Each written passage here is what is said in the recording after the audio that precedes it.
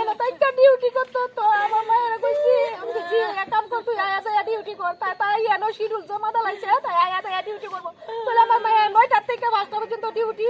বলে আমার এনো কোনো থাওনা দরকার নাই সোমবারে আইছে সোমবার আজকে বুধবারে তারা আছে না আমার মায়া যখনই একবারে ঠান্ডা হয়ে গেছে গা আমরা এদি হেনে দরজা খোলা পুলিশও আছে আবার মনে করো মানে সব দিকে মায়া শুধু একটা বাঙ্কার মধ্যে কোথাও দিয়েছে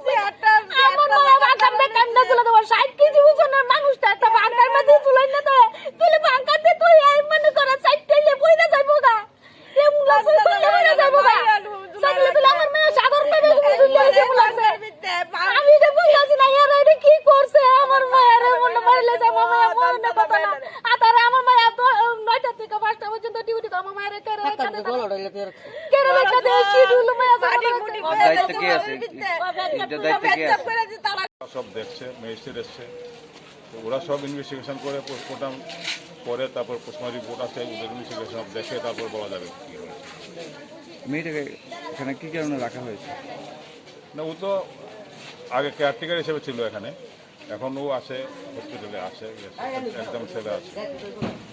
রেজিস্ট্রেন্ট হিসেবে থাকে দিদি